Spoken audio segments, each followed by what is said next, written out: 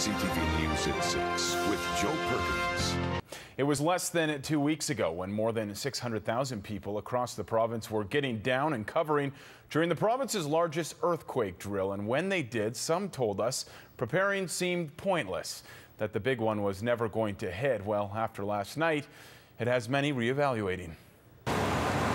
They may not have felt it, but it's on their minds. You know, it's scary. It really is.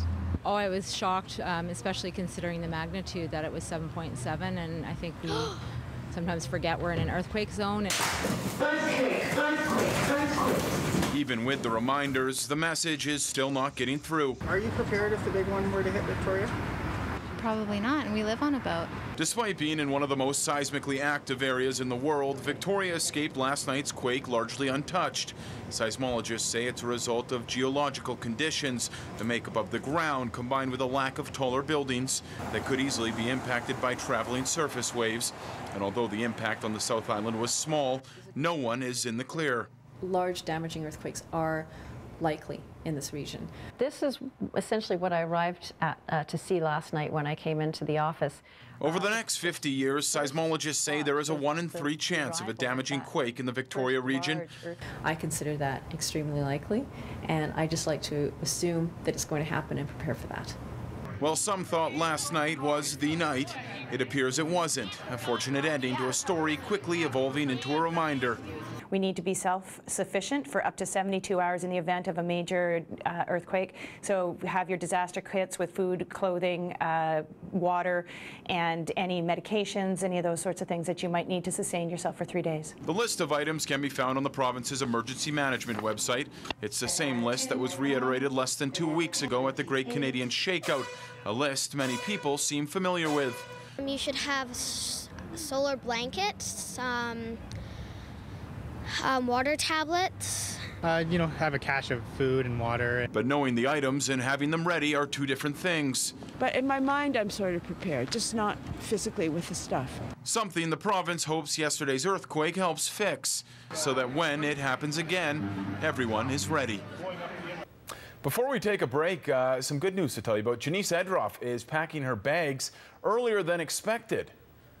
On Thursday, we told you that doctors at the Mayo Clinic in Minnesota have agreed to take Jeneece's case. The doctors are experts and can give Jeneece a second look and opinion on a surgery that doctors here in BC say could leave Jeneece paralyzed. Now, the trip was originally scheduled for January the 23rd, but that date has been moved. Jeneece will now fly out on November the 5th in about 1 week's time. Jeneece says she is not being contacted by the province since Premier Christy Clark agreed the province will pay for the trip.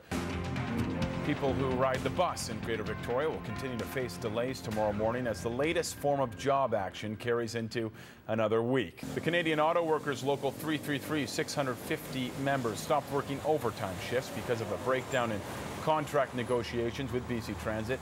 The drivers have also stopped wearing uniforms. In all, nearly 100 trips were canceled yesterday with similar conditions today. BC Transit says no talks are scheduled for this week. For any up-to-date information, you're suggested to go to the Transit BC website.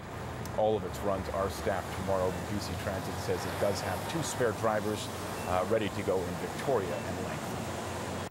Police in Victoria were busy last night working to control the early Halloween party rush. Saanich police were back in the Gordonhead area last night, responding to several parties. On Friday night, an officer was injured chasing down a partygoer who I should say, fled arrest outside a large party near Quadra and Mackenzie. Halloween is one of the busiest nights of the year for police. Victoria police say downtown was extremely busy as well, but there were no major incidents. Victoria police also responded to more than 1 fireworks call. Anyone wanting to use fireworks in the Greater Victoria area need to have their permits in by tomorrow. Welcome back. The future of downtown Victoria was placed in the hands of a group of talented actors today fighting against the threat of Stonados. Paul Johansson, best known for his role as Dan Scott on the television series One Tree Hill, was fending off imaginary exploding rocks this morning. Stonados is the latest film to shoot around the capital region. The picture tells a true disaster story about a tornado of stones descending onto the streets of Boston. It's a group of water spouts and sort of tornado-like storms that hit the Massachusetts coast. And they spit out exploding rocks. So the storms are called Stonados. The movie is written and directed by UVic grad Jason Bork. The entire production will be shot in Victoria over a 3-week period. The movie also stars some local actresses, including former Queer as Folk star Thea Gill. Earlier this week, production trucks lined Pendergast Street and Cook Street Village for a scene inside a home. Producers say Victoria is the closest city they could find to Beantown. It looks like Boston. It's as close on the west coast as we can get to being the eastern seaboard. So we had a beautiful lighthouse out at Fort Rod. For the university scenes, we used UVic, and for Inner Harbor, for the downtown harbor walk of Boston, we're going to use Inner Harbor. Arnott also says Bastion Square resembles Harvard Square. The movie is expected to finish production sometime next summer.